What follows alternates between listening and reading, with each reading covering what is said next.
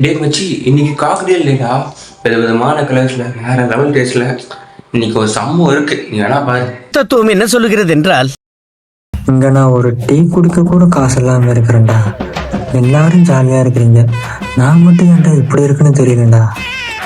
எல்லாரும் ஜாலியா இருக்கிறேன்டா. போண்டா. ஆனா போடா, நீங்க நைட் ஒரு பார்ட்டிக்கு போய் என்ஜாய் பண்றோம். நீ தோக்கற, நான் ஜெயிக்கிறேன். டேய் வேண்டாம்டா, இங்க நான் காசு இல்லைன்னு புலம்பிட்டு இருக்கிறேன். நீ என்னன்னா பாட்டி பந்தயம்னு பேசிட்டு இருக்கிற. காக்டெயில்லாம் வெறும் ட்ரிங்க்ஸ் மட்டும் இல்லடா, அது ஒரு சந்தோஷமான கலவையோட குஷி தான். ஓகேவா? நீ கிளம்பி வா, நம்ம என்ஜாய் பண்றோம். அப்படியா?